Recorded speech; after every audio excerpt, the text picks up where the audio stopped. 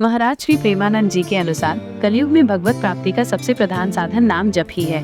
महाराज जी कहते हैं कि नाम जप केवल शब्दों को दोहराना नहीं है, बल्कि ये हमारे मन को शुद्ध करने की सबसे बड़ी औषधि है।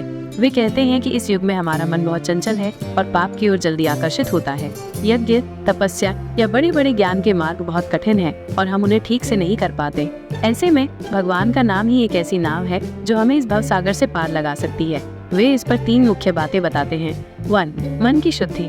महाराज जी कहते हैं कि जिस तरह साबुन से शरीर की गंदगी साफ होती है, उसी तरह नाम जप से मन की भीतर की काम, क्रोध, लोभ जैसी गंदगी धीरे धीरे साफ होती है। जब मन शुद्ध होता है तो उसमें भगवान के लिए प्रेम अपने आप जागने लगता है।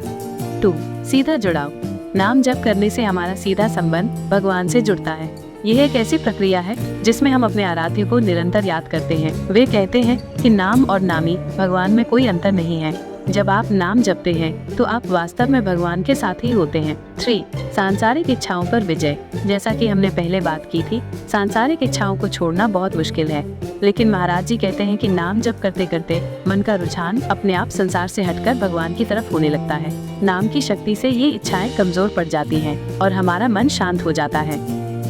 महाराज श्री कहते हैं कि नाम जप का अभ्यास केवल माला लेकर बैठने तक सीमित नहीं है, बल्कि ये निरंतर चलना चाहिए।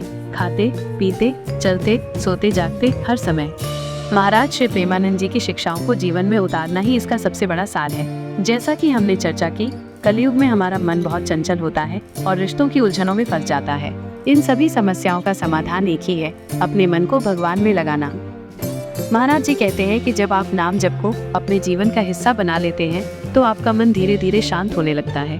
फिर आप अपने हर काम को, चाहे वो परिवार की जिम्मेदारी हो या माता पिता और पत्नी के बीच की कोई उलझन, बिना किसी तनाव के कर्तव्य की तरह निभा पाते हैं। यह सब करते हुए भी आपका मन केवल भगवान से जुड़ा रहता है। यही भक्ति का सच्चा मार्ग है, संसार के बीच रहकर भी मन को भगवान से जोड़े रखना।